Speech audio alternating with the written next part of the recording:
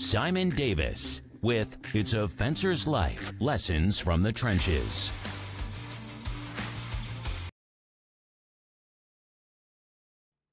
G'day guys, Simon here, the Profitable Fencer, and today's episode is all about finding good hires, good people for your fencing business. And being in such a laborious business that we're in, it is hard to A, attract good staff, B, keep good people. So today I've sort of been putting up a list of, doing a bit of research, putting up a list of what I think are good ways to find the right person for your fencing business. I've decided to do this today because over looking at the comments that I get from a lot of the entries into the Facebook group, the fence posts, a lot of people are saying that this is their biggest issue, is finding good people, and it is very difficult. So when you do find good people, it's really good to try and hang on to them. And it is hard. It is hard in our industries at the moment. I think the generations are sort of shifting a little bit, and it does make it a little bit harder. So some of the older boys are getting sore, getting tired, like myself. I get pretty worn out pretty quick these days, so it does take a toll on the body in our industry. But there are different ways of finding people, whether they're for the office or whether for out in the yards, loading the trucks, driving the trucks, building the fences, doing the quotes, doing the sales, doing whatever it is. You still need people. You can't do everything yourself. And it is very helpful to get the right people, and it is a process. So this is not about actually employing the right person, this podcast. This is about where to find them, and then we'll go through 6 steps of where I think we can work on to find them, and then we'll go through some of the rewards and things that you can try to help keep them and retain your staff. So the first thing for me looking at this is to build an online presence. And one of the things that a lot of you guys would have is your Facebook profiles, your Instagram profiles, maybe TikTok, YouTube, whatever you're comfortable doing. Don't have to put your face on all of these, but if you're building your business and it has a profile, start to use those platforms and start to showcase your work. Basically, that's a big thing. Start showcasing your work, see what you do, show some of the behind the scenes things. There's a company here in Australia that does this quite well. That's Walters Fencing down at Tamworth. They do a brilliant job of taking videos of a lot of the things they do. Now, not everybody has to agree with what you do or the style you do it or some of the information you do, but if it works for your company and your business, that's great.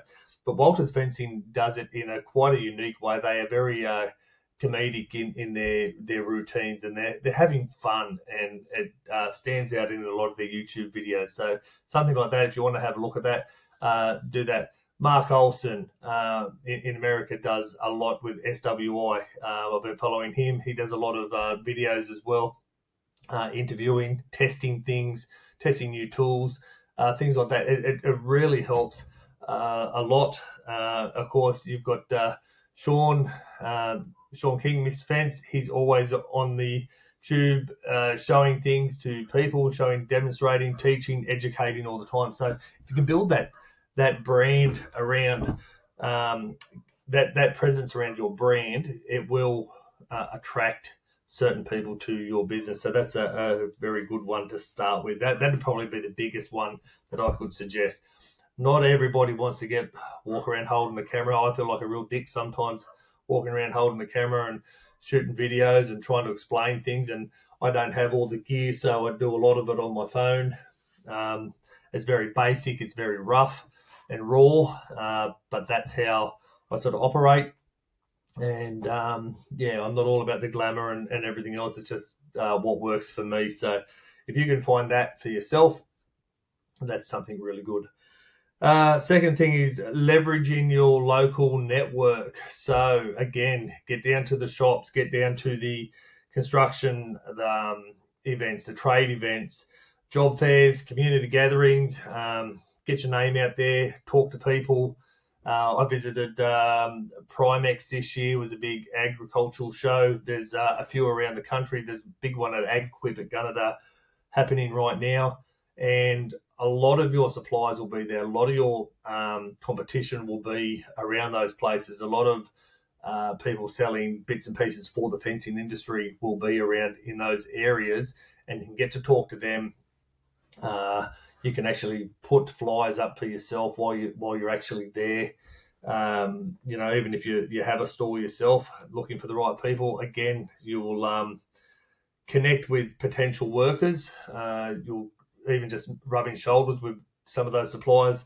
You can discuss job openings and learn more about their skills, experience, and then you can start building your personal connections through there. So that's a really good one of leveraging your local network. Now, those shows don't happen all the time, but they do happen, and you have to put yourself out there to find. Number 3 is an employee referral program. So your existing employees can be your best recruiters.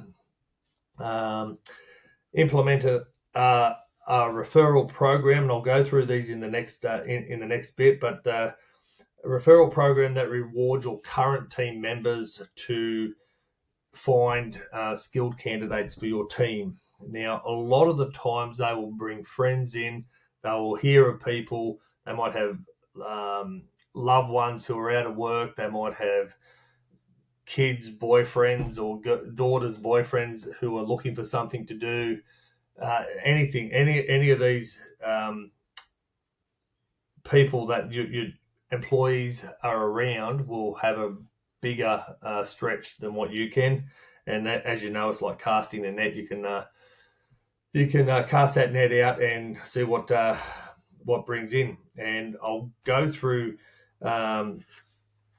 some of the rewards for the employee referral programs that I thought I've come up with a few. I've done a bit of research on some of the other things that I've always sort of struggled in this area myself, is what to give people to sort of incentivize them to bring rewards to you. And it's not always money. And that's the first thing. You've got to find what suits each person. So that's employee referrals is number 3. Number 4 is hitting your local schools and your TAFEs and your apprenticeship school programs. If you can go to your local schools, talk to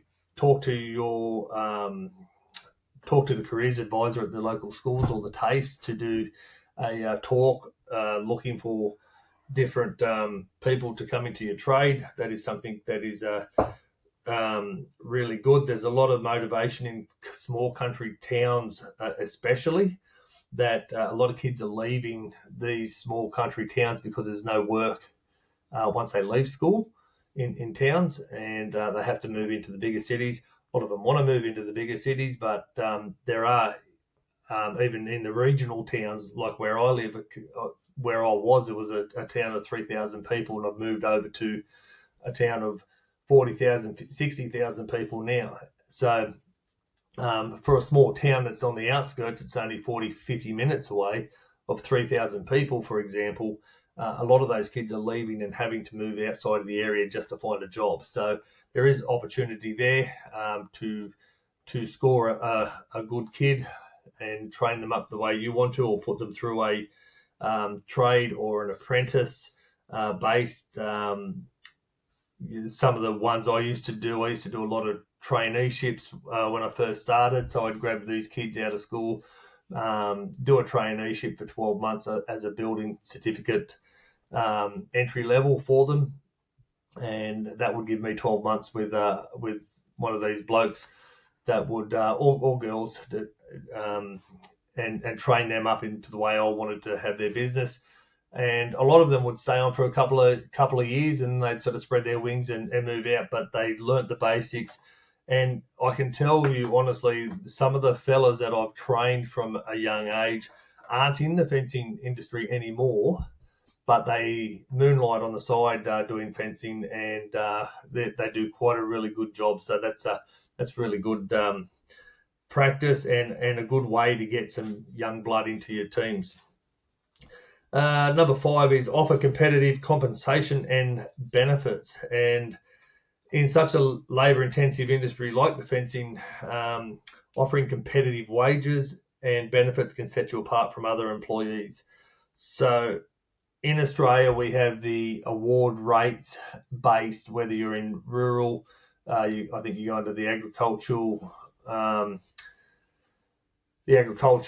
award. I can't think of what that's called at the moment, but in the construction, it's a modern building award, and both those two awards in Australia are so far apart, it's not funny in pay rates. Because my business does a lot of residential building and also industrial and civil, and then we also move into the rural industry. I have to pay all of my fellas on the award-based rate as a modern building construction. So that puts me above a lot of the rural fellas. They're getting a lot sort of higher. It costs me a lot more money, but the fellas are getting paid a lot higher as well. So I think there is a minimum wage now that is coming through the Australian system. But if you can offer competitive compensation for these guys and keep them happy, they will tend to stay a lot longer.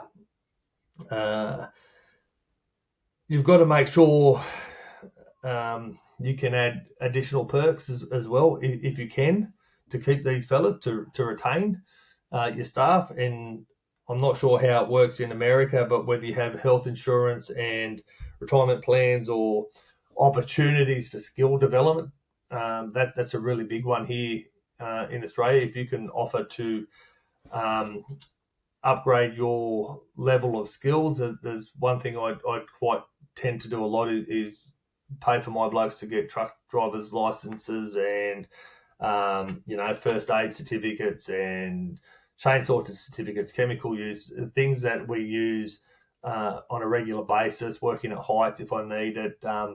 My company pays for all of that. So these guys end up with these little tickets. I put through, in my last company, I put through a lot of men for harvest haulage certificates. So they got their backhoe tickets, skid steer excavators, forest haulage, chainsaws. So that these things stay with those people, whether they're in your company or not. But it gives them a good opportunity to move forward. Number 6 is providing a positive and a respectful work environment, and that is absolutely crucial for retaining workers. Again, in my history, I've always been a very flexible boss, sometimes to the point that it is detrimental to my business, but I believe my workers have they come to work to do a job for me, and my important basis for me now, especially now what I've gone through, is family first. So if they need time off to go and see grandkids or do school appointments, have awards days at TAFE or for their kids or grandkids or things like that, I really encourage that first, and then the business can come second after that, because I think it is really important. As myself growing up and fencing, everything was business first, and I had the model sort of backwards. I worked my butt off into the ground, and I very rarely saw my family or saw my kids. And now I have grandkids myself. It's something that I won't miss. So I get invited to grandparents' days and things like that. And and I make sure that I can attend those things now, and I make sure my staff can attend their own family things as well, because I think that's very important. Um, that helps sort of foster the culture of that teamwork as well. We have a very small team now. There's only me and three others, and that is helped me sort of back off a little bit and get away and do a bit more running around. So I'm not so physically active on the ground with them, but we've also had to, when the pressure's on, we have to get things done, and the guys will help sort of work that little bit harder and longer for me when we require it, because I am so flexible with them, and it does help. So that is something that I think is very important, to find your own culture in your business and work that out. So there's the 6 steps to try and find some workers. What I want to talk to you about, though, is on the referral side. Referral side of the program is I want to work with you guys to work out on what to give your staff, or your if you've got a referral program in your business for bringing new clients in, as well as just not only staff, that is something that this works with as well. So for your staff, for example, cash bonuses. If you can give it's a straightforward, popular option.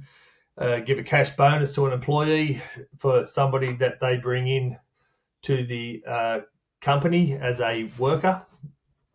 You could also give a cash bonus to a client that brings in a potential another client. So, for example, you could have a client that comes in and does a Google review for you, and that Google review, or they may have a word of mouth program that say, right, my neighbor wants a fence, blah, blah, blah.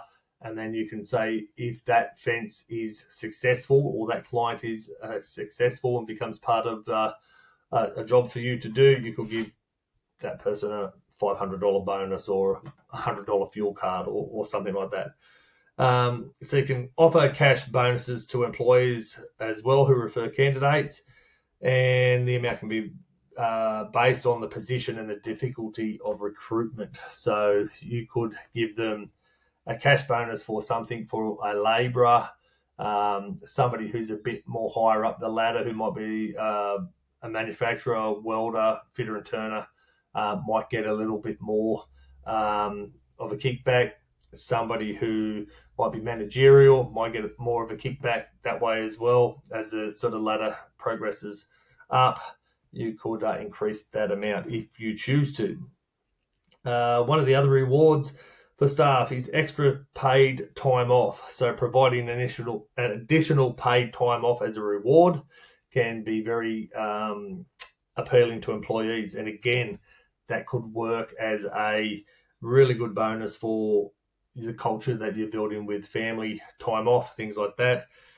Could even be an extra day or week paid vacation, giving your staff a bit more leisure time. Gift cards. You can offer gift cards to popular restaurants, retailers, online stores, fuel depots. That is a really good way to reward your employees as well, to bring people in. Helps sort of keep the wheels turning that way. Number 4 is company branded merchandise. You could give out shirts, hats, jackets, anything with your company logo on. That not only serves as a reward, but also promotes a sense of pride and belonging for your employees in your company. Performance-based bonuses, that's another one. Instead of a flat referral bonus, you can tie the reward to a performance. For instance, offer a percentage of the referred employee's salary as a bonus after they complete a certain probationary period. So you could turn around and hire somebody, and on a basis of a 3-month period, you could give cents in the dollar. You could give a flat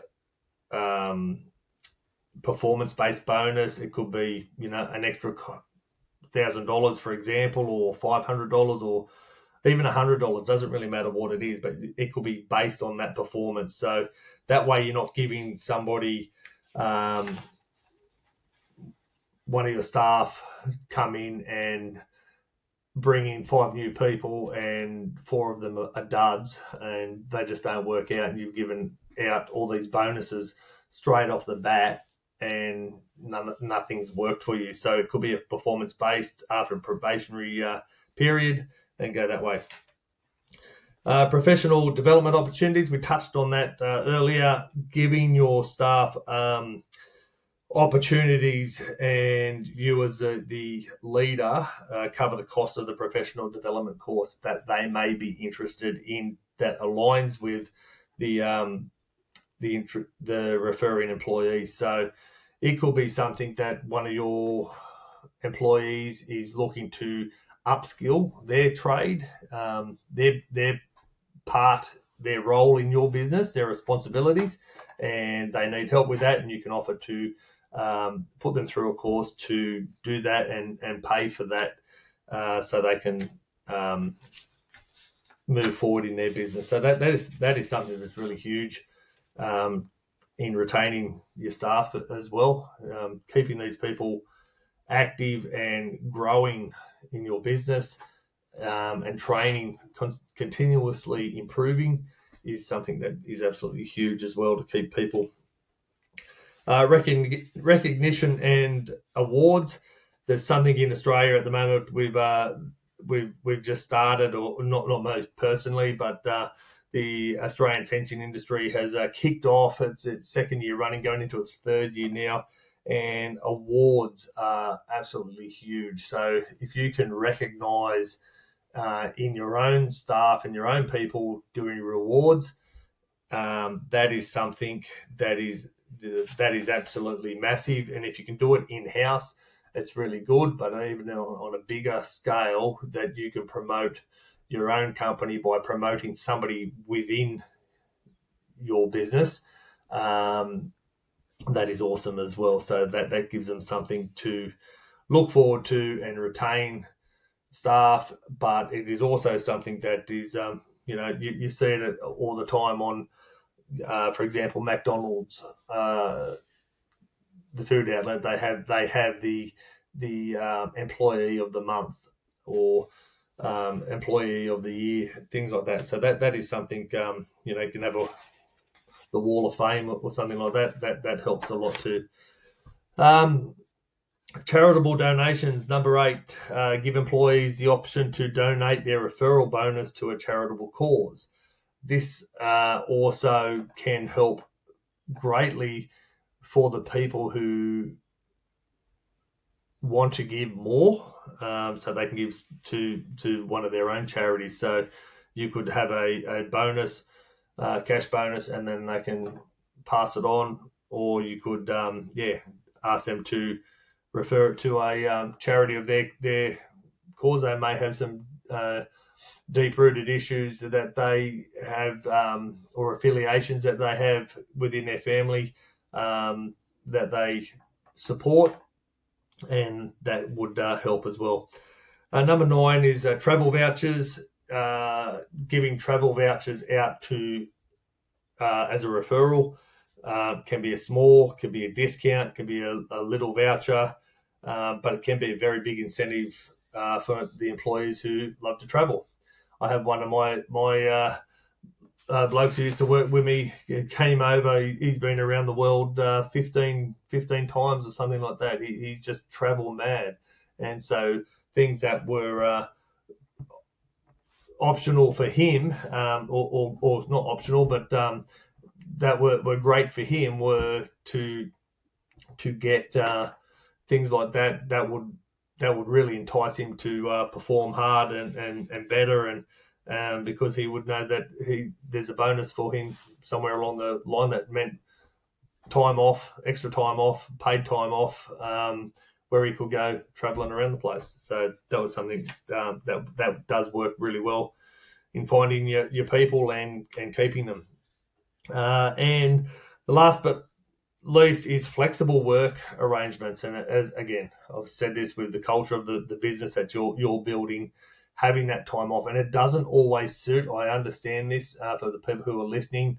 I get frustrated sometimes when some of my blokes sort of leave a bit earlier when we're in the middle of the job, especially in the field.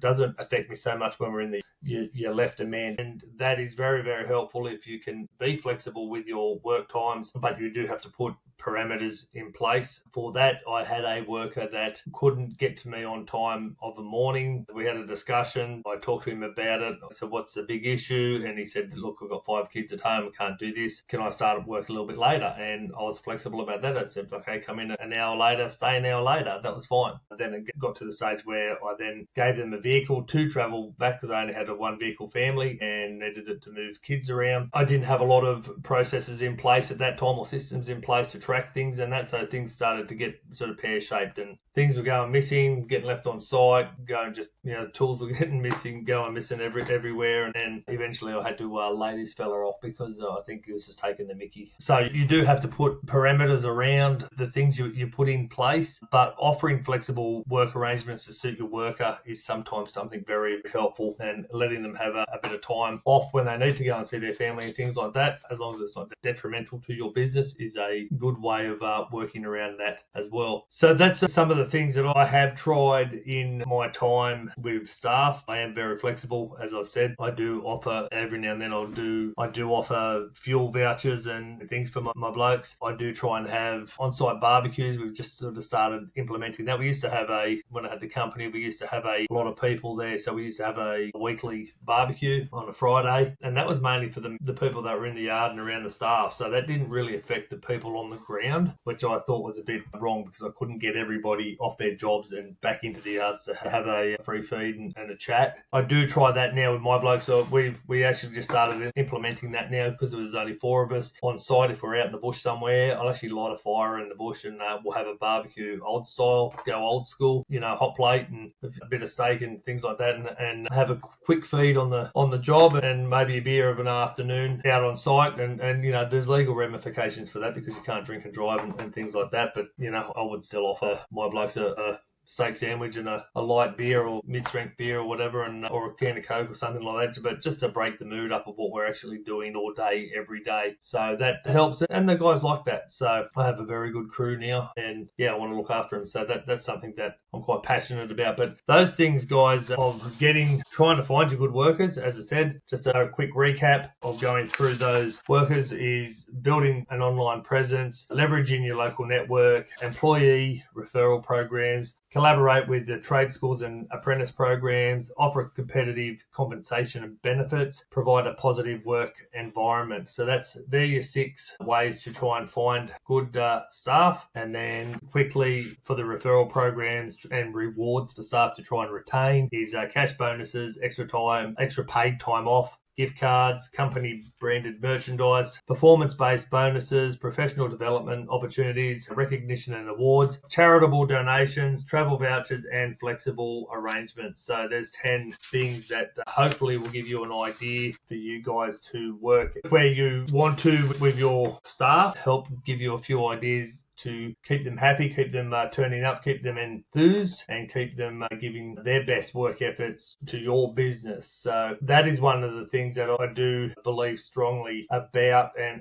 it's taken me a long time to get that. Nobody, as a business owner, nobody's going to work in my opinion, as hard or as long as what you do, and you can't expect them to because it's not their business. So one of the big issues I used to complain all the time is that, at 3, 4 o'clock, everybody knocks off, goes home, and then they just switch off and they can come back in the morning and do what they've got to do. With a business owner, we can't get to do that. We still have to keep the things rolling and moving around and keep everything sort of moving together. So hopefully, guys, that will help. I know that was a bit of a long-winded thing, but it's something that's been coming up quite a lot on the episodes. The interview questions is that people cannot find good work. It's I really believe since COVID, things have sort of declined that way, and it's made it a lot harder. And the government's made it a little bit easier to stay at home and not get out and bust your knuckles and bust your back. But there are still definitely people out there that are looking for good jobs, good paying jobs, and they want to be able to become part of a team,